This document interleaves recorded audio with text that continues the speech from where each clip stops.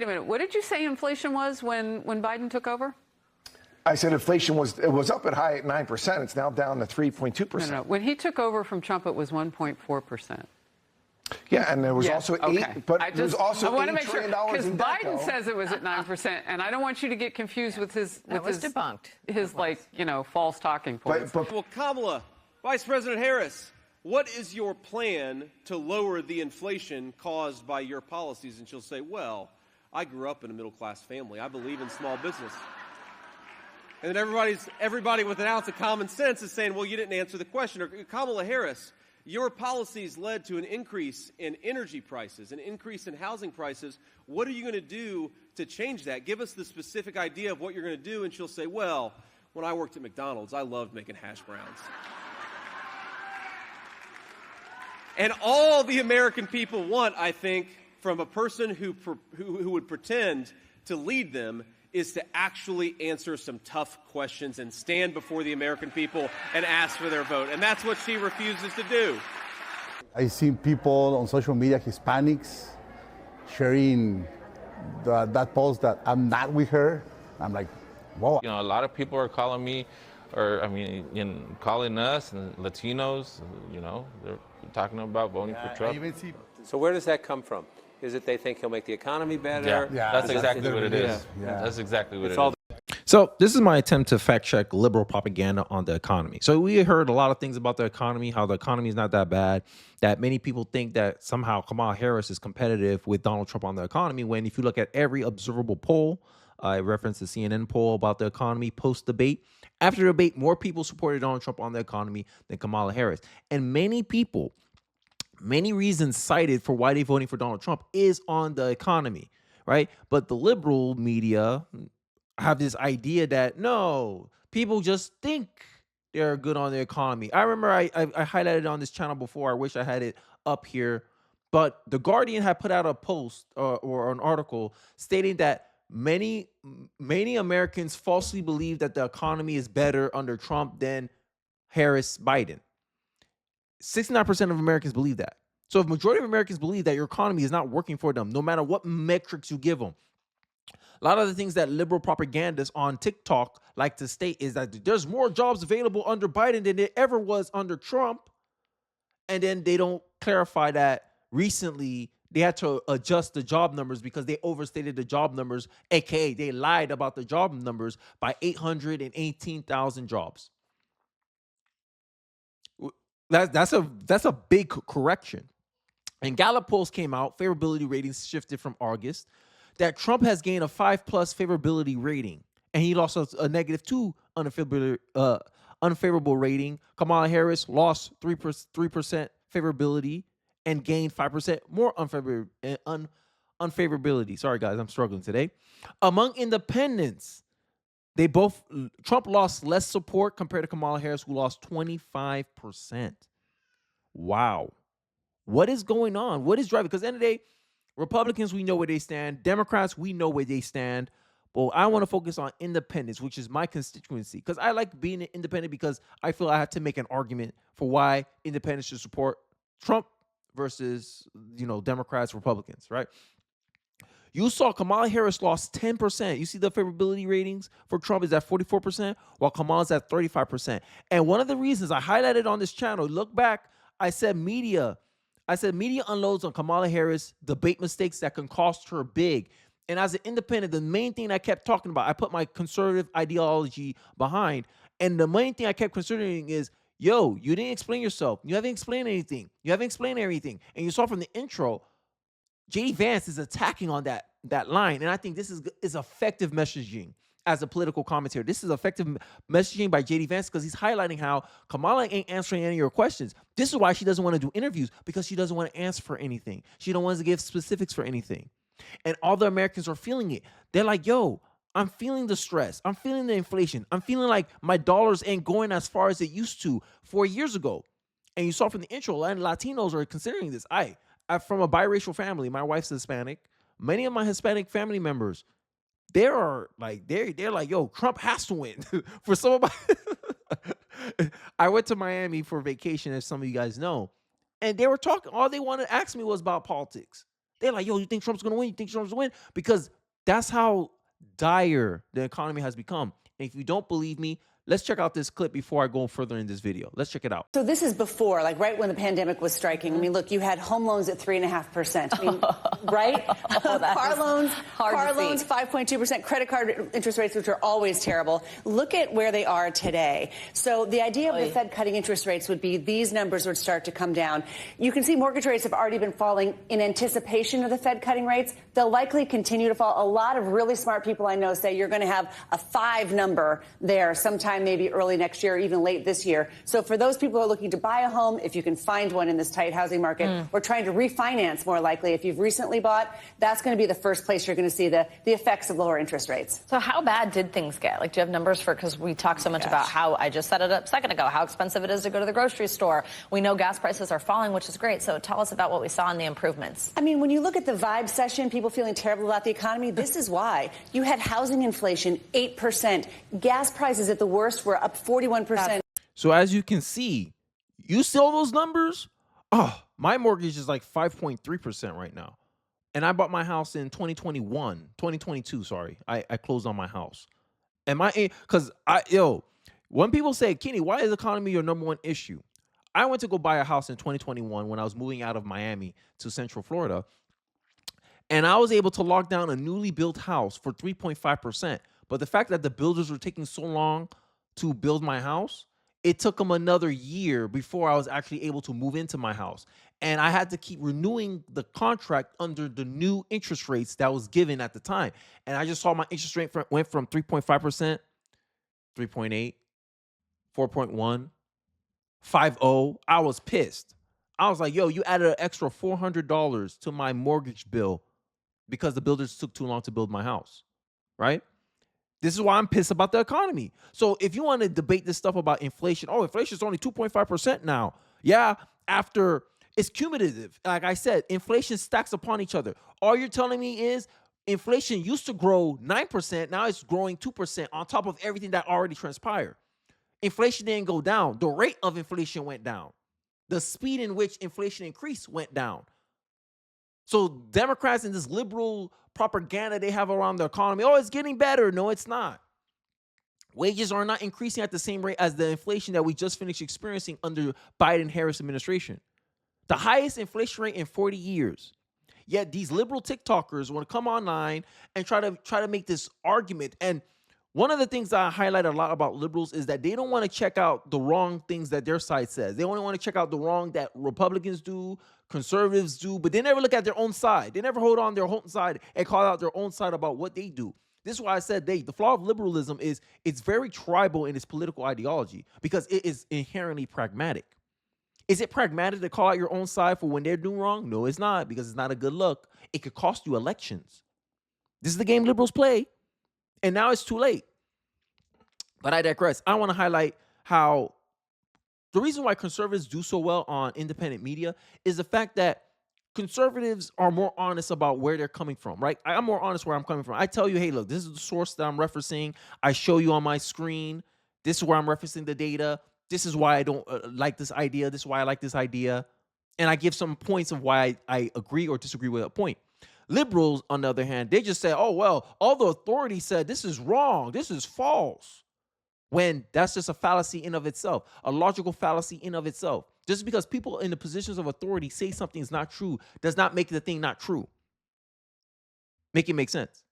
This is the fallacy of authority, but I digress. Let's check out this clip of, a conservative fact-checking a liberal, and I'll give some of my commentary throughout as usual. Let's take a look. Let's take a look at a video. This is probably one of the most frequent attacks that Republicans and MAGA enthusiasts are currently making about Kamala Harris's presidential candidacy. The problem, though, is that most of them likely did not pay attention in 4th grade civics class. I paid attention. So I'm going to give a little bit of a refresher and talk to you about how our government works, specifically pertaining to economic policies. I love economics. So this was the Trump presidency era from 2016 to 2020. Now, not to split hairs, but Trump technically wasn't president until 2017. Now, in 2017, Trump had Republicans and Republican House committees draft his tax bill that was then put up for a vote in the House of Representatives and U.S. Senate. And this happened because in 2017, Republicans had both the House majority and the Senate majority, which is required in order for laws to get passed. Republicans did have a majority in both the House and the Senate in 2017, but a majority is not required for laws to get passed. You just have to have a president that can get bipartisan support. The way that laws get passed is that the House of Representatives votes first, and a majority of the House has to approve the bill. The House then goes to the Senate floor, and then senators also have to pass a bill. Well, the House doesn't have to vote first. The Senate can also introduce a bill and then pass it to the House, so it can come from either one. Once again, because Trump is the president, and because the House of Representatives have the majority, and because the Senate has the majority, the tax bill gets passed in 2017, and Trump signs it into law. Yeah, I think we understand that. Yeah. In So 2020, Joe Biden... So this is the problem I have, right? So he liberals come across very condescending to me as an independent, right? They go, well, since you guys didn't pay attention in civics class, it can't be that Republicans just have different priorities and they believe a different approach is better than another approach. No, it can't be that smart, because you're giving the mega Republicans that are mega enthusiasts too much credit. No, it's because they didn't pay attention to civics class. AKA, you don't come to the same conclusions as me. You don't see the world the same way as me. Somehow, you're stupid. This is the condensation that I'm talking about with liberals, that they don't catch themselves saying this crap, right? The reason why the Tax Cuts and Jobs Act worked is because there's something called the laughter curve, if I'm saying that part. It's an economic term where essentially they said there's a point where you're taxing so much that you're not getting enough tax benefit from it. There's no longer an incentive to work hard because most of the money is being given to the government. Some speculate that's 33%. Like once you go past 33%, is a point of diminishing returns, because then people will feel no incentive to increase their income, maximize their productivity. You actually incentivize people to make less money. And this has been historically proven through economic policy that if you look at Republican presidencies versus Democrat presidencies, Republican presidencies tend to generate more tax revenue than Democrat presidencies. The only exception was JFK, and JFK supported tax cuts. So there's some validity there to that economic policy of cutting taxes. And just because you increase taxes doesn't necessarily mean you get more taxes. This is why tax the rich is such a stupid idea.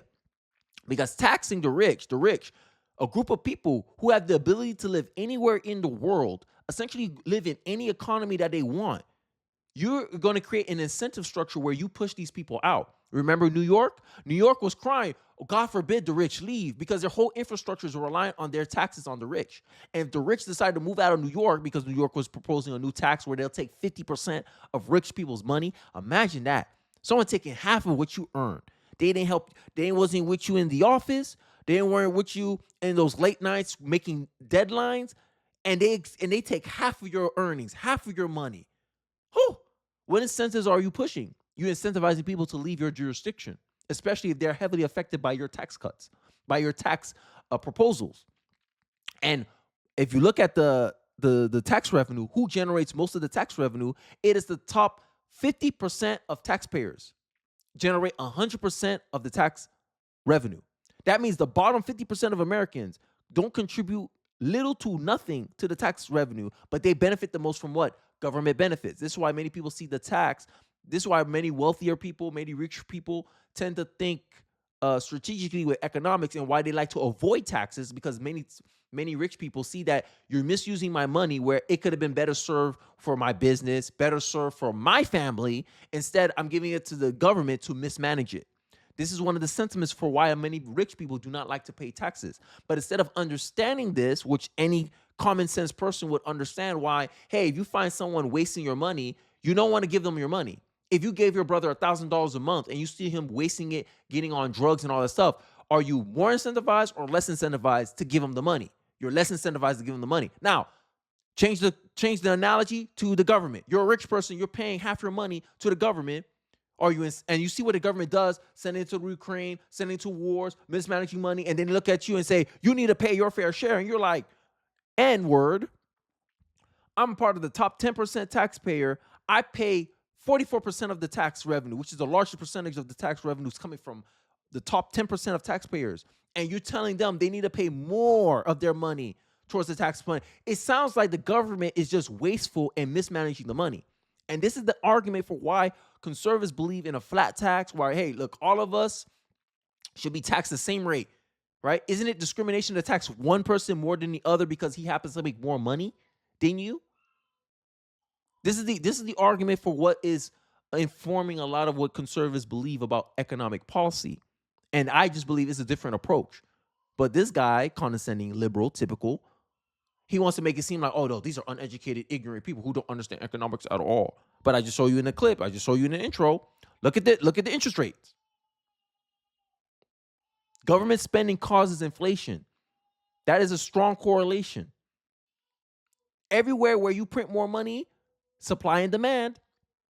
But for some reason, when the government's doing it, supply and demand doesn't factor in, make it make sense. Highest inflation rate in 40 years. That's what happened during Joe Biden's presidency. Yet they want to try to make this argument that Joe Biden's economy is better than Donald Trump's and that Americans are misinformed or not educated if they think Trump's economy is better. Get out of here. Biden becomes the president.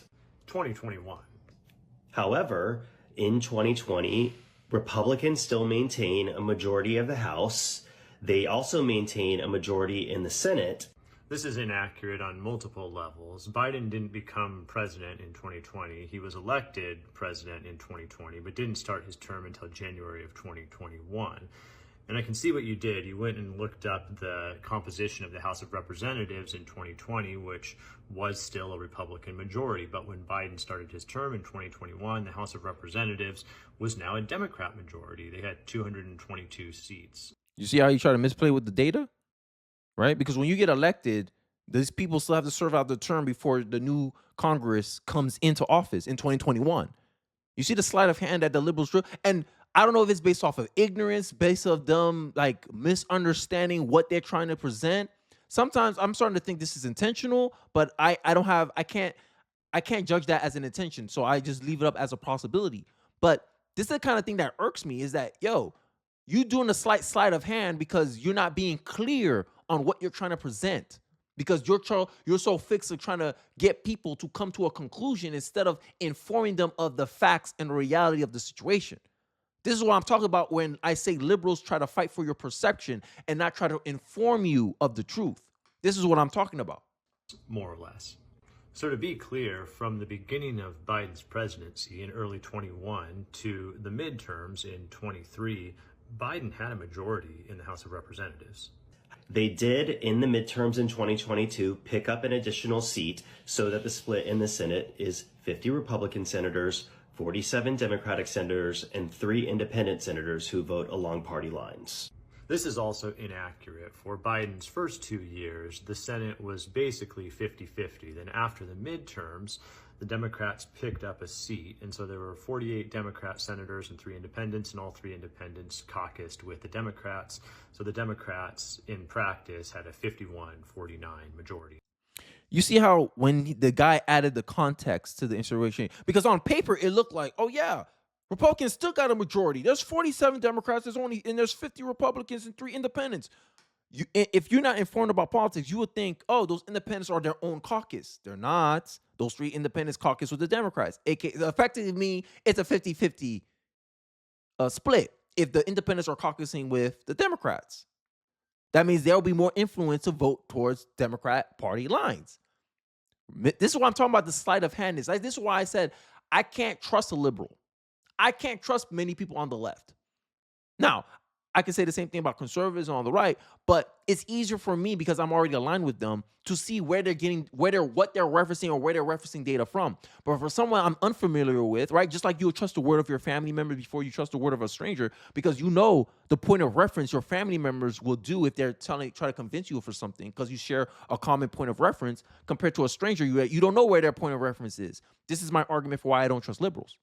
So during the past 4 years, anything that Biden-Harris wants to do in regards to the economy has to first get approved by the House Republicans. Biden literally had a majority in the House for his whole first 2 years. And on top of that, anything that he wants to do with the economy doesn't necessarily have to go through the House first. There can be bills passed through the Senate first that have to do with the economy. Revenue bills have to start in the House. But to say that it's all economic bills have to start in the House is just incorrect. And they have said no to every single thing that has happened. So you can't even get your own party to agree with your bills? Is that the argument? Which means the bill never even makes it to the Senate. Again, bills can also start in the Senate. And remember how this liberal started off the video. He's making us studious. They don't understand basic 4th grade civics class. But look at him not understanding the options in which the two branches of government, because technically they're part of the same government. They're the House. That's the House. The House and the Senate are part of the same branch of government, the legislative branch. They create laws, approve laws, and pass laws. Actually, the executive pass laws, but you get my point. They're technically under the same umbrella when it comes to the 3 branches of government. But this guy is trying to get you to believe in a narrative that, oh, only the House can pass bills. There's no negotiation that happens between the House and the Senate.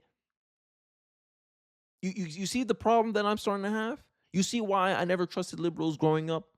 They can't really do anything. This is also important when it comes to things like our border. When Biden and Harris went to House Republicans and said, would you please make a bill that we can all get behind? And that bill included adding 1,500 Border Patrol soldiers to our southern border in order to prevent illegal immigrants from crossing into. Now, this is my main argument against the immigration policy that the Democrats propose, is that does adding more Border Patrol agents disincentivize illegals from crossing the border?